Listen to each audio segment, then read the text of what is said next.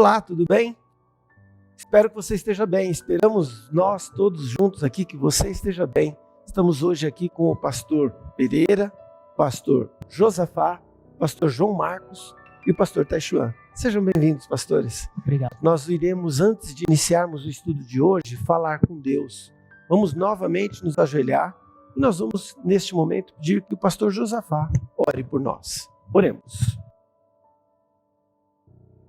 Maravilhoso Pai Celestial, santificado seja teu nome.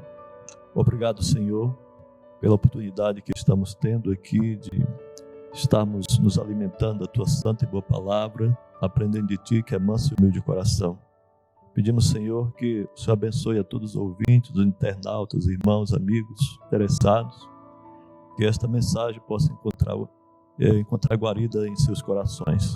Amém. Abençoa todos os participantes aqui. É o que nós imploramos com perdão de nossos pecados, em nome de nosso Senhor e Salvador Jesus Cristo. Amém. Amém.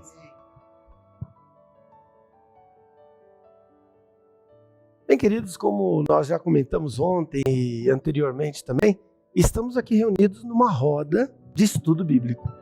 Essa roda, ela começa ali no pastor João, vem até o Taishuan, passa por mim, pastor Pereira, pastor Josafá e vai até você. Então, fique atento. A atenção é muito importante para que você possa elevar os seus pensamentos a Deus e Ele trazer a você o entendimento necessário. Hoje, iremos falar sobre algo vital para a família cristã, não é mesmo, Taishuan?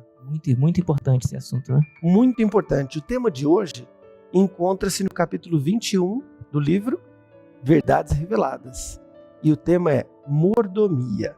Será que você está sabendo tudo sobre isso? Será que nós poderíamos, antes de iniciarmos o nosso estudo, entender um pouco melhor do que é a função de um mordomo? Bom, antigamente existiam os mordomos nas casas, não é mesmo? O mordomo era a pessoa que cuidava de tudo. Todos os bens. De todos os bens de quem, pastor? Do seu senhor. Do seu senhor. Quando o mordomo entrava em ação, já se sabia que a coisa ia ficar bem feita, né, pastor? Exatamente. Agora, uma dúvida que nós precisamos trazer aqui para nós, para a nossa realidade. Quem são os mordomos do Senhor da Glória, do Senhor dos Exércitos, do Senhor Jesus? Quem são os mordomos? Hoje somos nós, né? Nós. Deus nos deu esta função e é maravilhoso para nós poder administrar aquilo que Deus confiou a nós. Agora, pastor Taishuan, o senhor disse que somos nós. Nós quem? Vocês, pastores? Não, todas as pessoas que têm o benefício que Deus concedeu a ele. Ontem nós falamos sobre a igreja de Deus. Então, todos da igreja de Deus são mordomos? Sim, todos são mordomos do Senhor. E agora, precisamos entender, na realidade da igreja de Deus, o que os mordomos fazem. Porque entendemos já que os mordomos cuidam dos bens do Senhor. Isto. Mas os bens do Senhor são o quê? A porta da igreja, o banco da igreja. É isso, pastor? Posso ler um texto? Claro. Salmos 24, verso 1 diz assim: do Senhor é a terra e a sua plenitude, o mundo e aqueles que nele habitam. Então, segundo este versículo aqui, tudo que nós temos e somos vem do Senhor. Então, todos os bens que Ele coloca em nossas mãos, nós temos que aprender a administrar esses bens. Assim como José do Egito administrou os bens de Potifar. E Potifar era abençoado, porque tinha um mordomo fiel. Assim nós, cada um de nós, devemos ser mordomos fiéis a Deus. E a mordomia cristã tem 4 pilares, né? 4T. Ah, é, pastor? 4T. Templo, talento, e templo, a parte física, né? E tesouro, bens. Tempo, Templo, talento e tesouro. e tesouro. Muito interessante. Decorou aí? Olha aí. É interessante notar aqui, irmãos, que quando Deus criou o homem, ele o fez mordomo. Ele disse o seguinte: olha, tudo está aqui, como os irmãos já colocaram, né? Eu criei tudo e você agora vai administrar. Ele entregou todas as coisas. E aqui o verso deixa bem claro E criou Deus o homem, a sua imagem, a imagem de Deus o criou, e Deus os abençoou, e Deus lhes disse: frutificai, multiplicai, enchei a terra, sujeitai-a, dominai-a sobre todos, animais, sobre a terra. Então o homem recebe tudo, independente da raça, cor, nacionalidade ou credo, ele é um mordomo de Deus. Mais uma dúvida. Quer dizer, então, que o homem é responsável por tudo isso? Tem que cuidar de tudo? Toda a natureza de Deus, ele precisa cuidar, tratar, não destruir, né? A Bíblia até diz que quem destrói a terra será destruído. O termo mordomia, até no espanhol, maior, né? Maior domia. Domia quer dizer casa. Maior, o maior, o responsável. Pela casa. Pela casa. Então Deus preparou a casa para Adão e colocou ele então ali como maiordomia, o maior na responsabilidade daquele bem que Deus lhe deu. Né? Agora, pastores, tem uma questão aqui que a gente precisa ir até ela. Nós, simples mortais, sabemos que existe um item de alto valor. Nós, muitas vezes, entendemos que esse item de alto valor são os bens, o dinheiro, as posses. Nós sabemos, como cristãos, que o tempo é algo de até maior valor do que o dinheiro, não é verdade? Mas o dinheiro ele tem tido muito valor na nossa sociedade. Existe alguma situação na qual o dinheiro perde o valor? Quando é que o dinheiro passa a ser considerado como palha, como areia? Quando ele não é empregado para o bem da humanidade. Se o dinheiro na mão dos filhos de Deus, ele é alimento para o faminto, roupa para o nu, e ele sempre está trabalhando para ajudar o seu próximo. Aí ele é uma bênção muito grande. Mas quando você não usa esse dinheiro que Deus colocou nas suas mãos para abençoar os outros, aí ele é comparado como pior do que a areia, ou como a areia mesmo. Quando não reconhece Deus como o doador de tudo, aí vem aquele provérbio, né? Quem muito quer, nada tem. Ou aquele que quer mais do que convém, perde o que quer e o que tem. Então é onde o dinheiro perde seu valor. Tá certo. E será cobrado, né? Quer dizer que, de repente, não adianta ter muito dinheiro se ele não for canalizado para as coisas ideais. Exatamente. Se ele for colocado Deus em primeiro lugar no seu coração, então a primeira parte, já que Deus te fez, né, um mordomo, e você torna-se um sócio de Deus, ele exige só uma parte, a 10ª, uma pequena parte. O restante é abençoado. Está lá em Malaquias 3:10, né? Ali está todos os detalhes sobre a importância da prestação de contas com Deus, não com alegria, né? Devemos fazê-lo com alegria, reconhecendo que tudo vem dele, né? Interessante que o pastor João falou ali agora que ele exige apenas uma parte. A gente estava falando que quando o dinheiro não é empregado para o auxílio ao próximo, para benefício do próximo, ele perde valor. No entanto, o pastor João falou que Deus exige apenas uma 10ª parte. Eu gostaria que os senhores falassem um pouquinho mais sobre isso. O que quer dizer 10ª parte? Como assim?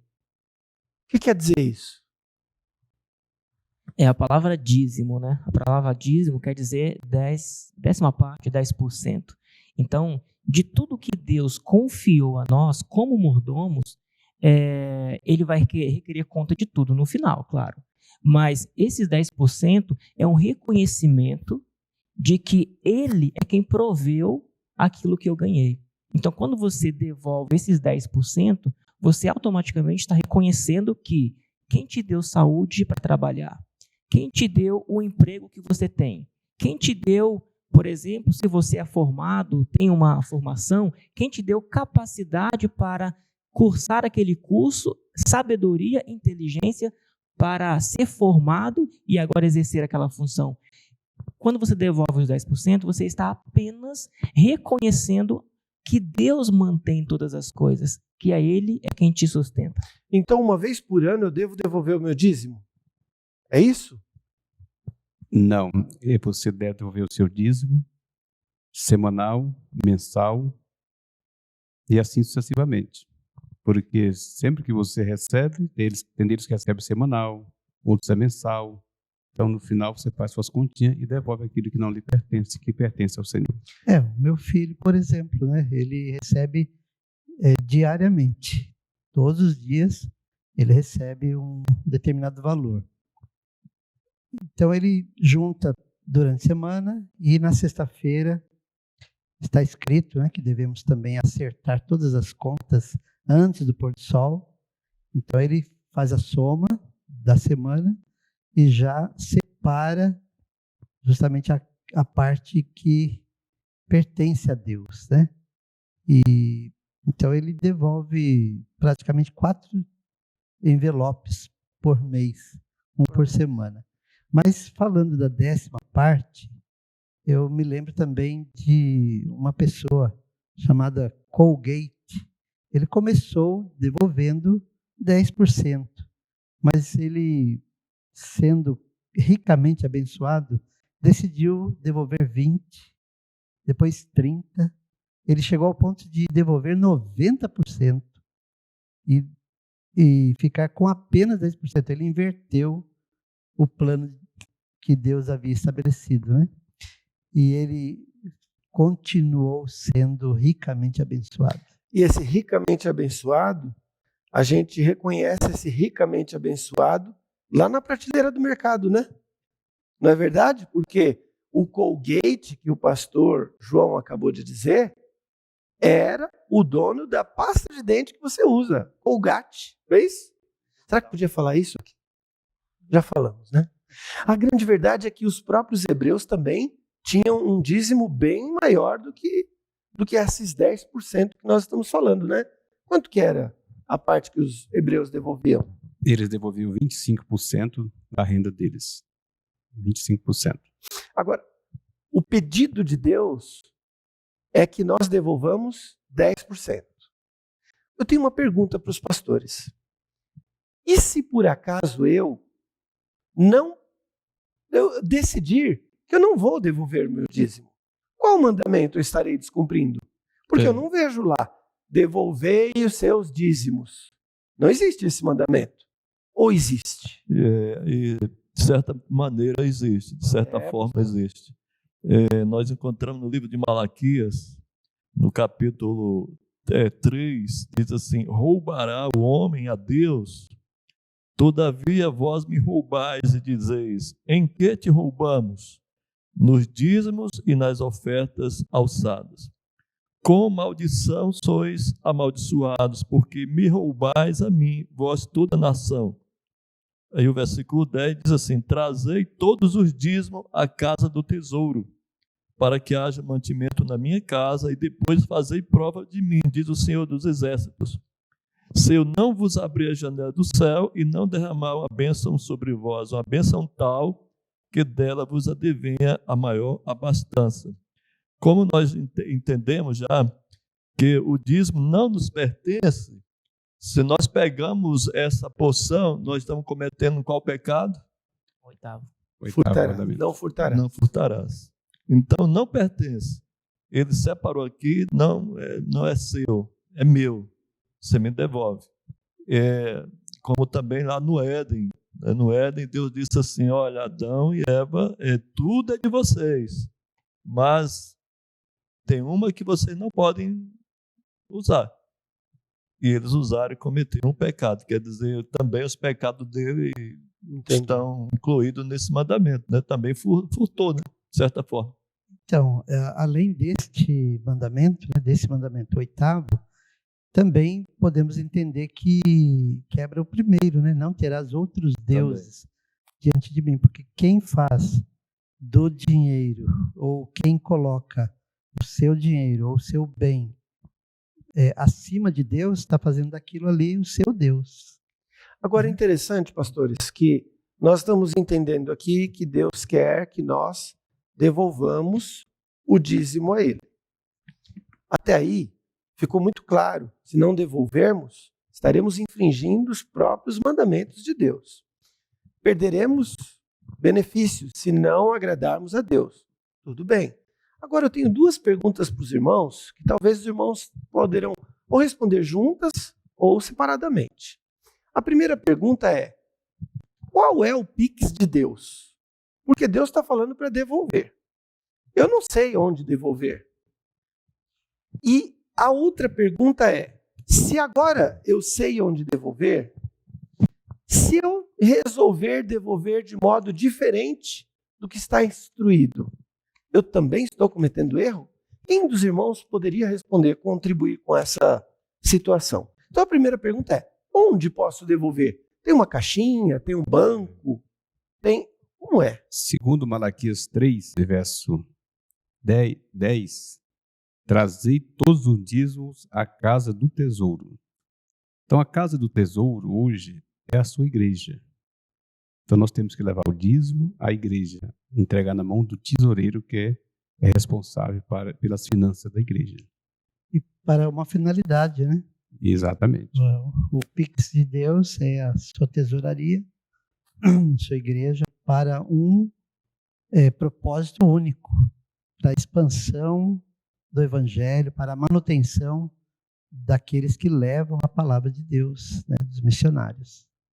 Então, no livro Conselhos sobre Mordomia, tem um parágrafo aqui muito importante que eu gostaria de ler para você. E está na página 139 do nosso guia de estudo. Está escrito assim: sob o sacerdócio, após a ordem de Melquisedeque, Deus ainda reivindica nossos dízimos. O dízimo do Senhor deve retornar a Ele regularmente através da tesouraria da igreja, da qual a pessoa seja membro ou que ela frequente. Nossa prosperidade depende da fidelidade a esse princípio. Então, é importante que a gente entenda, né? É interessante porque muitas das vezes eu posso também pensar: eu vou fazer a minha parte, mas eu vou levar o meu dízimo para um lugar que está carente. Está fazendo uma nobre missão automaticamente pensando. Mas a palavra de Deus fala que levar à casa do tesouro. Onde que é a casa do tesouro para você? É onde você congrega, é onde você estar ali tendo a sua assistência através dos missionários que o próprio Deus envia para você. Agora, você quer ajudar um lugar que esteja carente, você pode tirar do seu próprio bolso também, né? Aí que entra aquela questão que o dinheiro vale mais do que a palha, do que a areia, do que tudo. Quando você está fazendo o bem, você vê que tem alguma região que está sofrendo, que está passando por dificuldade, você devolve o que pertence a Deus na casa do tesouro, na sua casa, do seu tesouro, e agora, com a sua parte, você pode ajudar também através de ofertas, né? Estes lugares. Então, porque os 90% que Deus lhe favorece, você pode pensar: agora eu vou usar do jeito que eu quero. Não pode usar egoisticamente. É que os irmãos já falaram aqui, usar para o erguimento da humanidade, para ajudar. Então, tem isso também, né, que a gente precisa ver. Complementando a palavra do pastor Josafá, nós podemos ver que os hebreus davam 25%. Dízimo era 10%, e o resto era ofertas. As primícias e as ofertas alçadas. E dessas ofertas alçadas, eles poderiam ajudar a tirar para o próximo, fazer benefício para as pessoas. Então, tudo chegava aos 25%.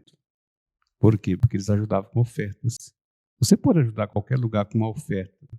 O dízimo não, o dízimo você leva ao tesouro. Mas no final de tudo, você, somando, vai chegar quase esse valor dos judeus na época, né? Os 25%. Interessante que... O senhor queria falar, pastor?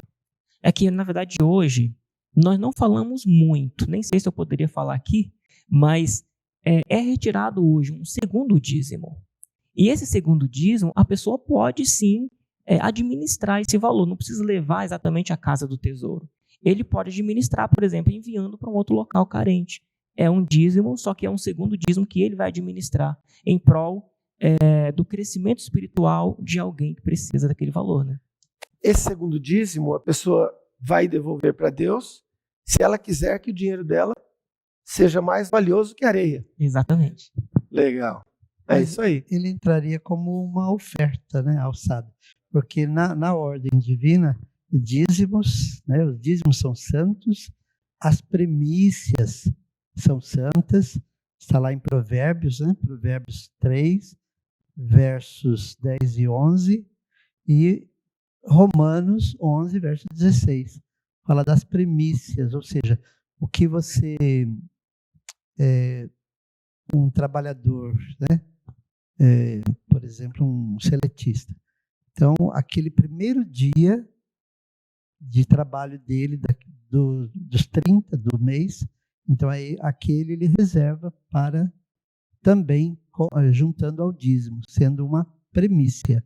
Vamos falar mais sobre isso? Para a gente entender melhor? Você entendeu essa parte? Existem também as primícias. Na época do antigo Israel, as primícias eram o princípio da lavoura, o princípio da colheita, não é mesmo? E era um ato de extrema fé. Porque imagine você começou a recolher a sua lavoura, a sua colheita. De repente, a primeira parte você dá para Deus. E se o resto desse errado? E se viesse uma tempestade e você não pudesse colher o resto? Não é mesmo? Mas o hebreu, ele separava a primeira parte para Deus. E hoje, como a gente poderia separar essa primeira parte? O pastor João disse que talvez você pudesse dizer o primeiro dia do mês do seu trabalho. Mas, pastor, e se eu não trabalho como empregado formal? Se eu sou autônomo? Você pode também, no final do mês, somar o que você recebeu e dividir por 3. E aquele valor é a primícia do mês. Os 10% do dízimo eu divido em 3 partes. Sim, exatamente. Isso? Exatamente. E aí, então, uma dessas 3 partes é para Deus. É a primícia. Entendi. Algum outro comentário sobre as primícias? O que a palavra de Deus diz que o mordomo deve ser fiel. E dentro desse contexto, também as primícias entram, né? Entram também. Porque, como foi colocado pelo pastor, devemos fazer o quê? Devolver, né, as primícias, porque elas também são santas. Assim como o dízimo é santo, devemos devolver, e não pertence a nós, né? O que é santo não devemos tocar, né? Agora, as primícias, as ofertas, os dízimos, pronto, já chega, né? É tudo que Deus quer de nós, não é? Ou Deus quer algo mais de nós? Ele quer primeiro o coração, ele quer tudo. Quer tudo. Tudo. Filho meu, dá-me o teu coração. Se dermos a Jesus o nosso coração, tudo mais será dele. E as bênçãos virão, né? Virão. E Jesus ainda disse lá em Mateus, onde estiver o vosso tesouro, aí estará também o vosso coração. Então, aquele que se dá para Jesus, ele estará pronto também a servir a Jesus para o que for necessário. Servir a um pobre, a um necessitado, né? Então, o mordomo de Deus, ele cuida de tudo e ele oferece tudo para o seu Senhor. E esse tudo é a própria vida. É isso? E sim. Você está preparado para isso? Será? Será que nós estamos nesse caminho? O mordomo ama ao seu Senhor. Amém. Algum comentário final, queridos? Só para concluir, irmão Marcos Pereira. Eu quero deixar um texto da palavra de Deus, porque tem promessas para isso. Olha aí, viu? Aqui no versículo 9 e 10 de Provérbios, capítulo 3, fala assim, ó: honra ao Senhor com os teus bens e com as primícias de toda a tua renda, e se encherão fartamente os teus celeiros, e transbordarão de vinho os teus lagares. Então existe uma promessa para aquele que é fiel. Existe uma promessa, ela é real, ela vai acontecer na sua vida, se você crer. temos que ter cuidado com a doutrina da prosperidade. Eu dou para que Deus me dê também, para eu requerer dele, cobrar dele. Não. Deus nos ama tanto que ele nos pede o mínimo, né?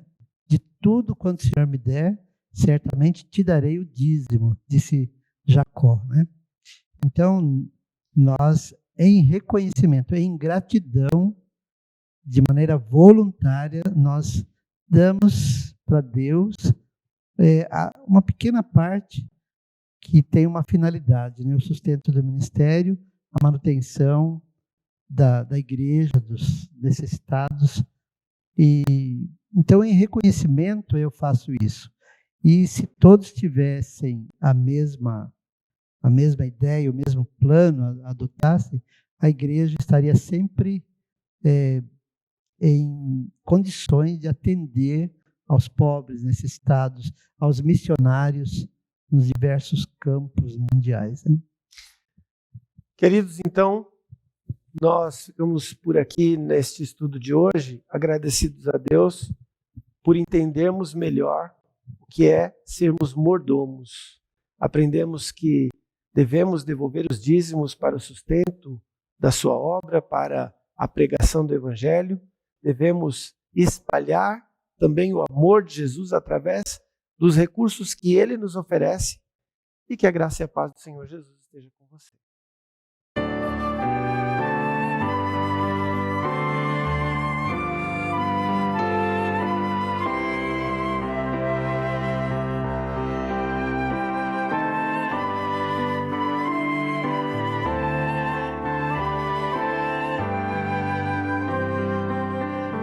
Deus enviou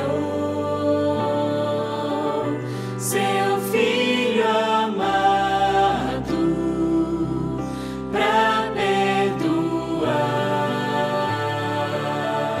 e me salvar. Na cruz morreu por meu pecado, mas ressurgiu e vivo com o Pai está, porque Ele vive, posso crer no amanhã, porque Ele vive, temor não há. Mas eu bem sei que a minha vida está nas mãos de meu Jesus, que vivo está. E quando enfim chegar a hora em que meu mestre encontrarei, feliz então no céu de glória, terei vitória em meu Jesus, que vivo está, porque Ele vive, posso crer no amanhã, porque Ele vive, temor não há. Mas eu bem sei que a minha vida está nas mãos de meu Jesus, que vivo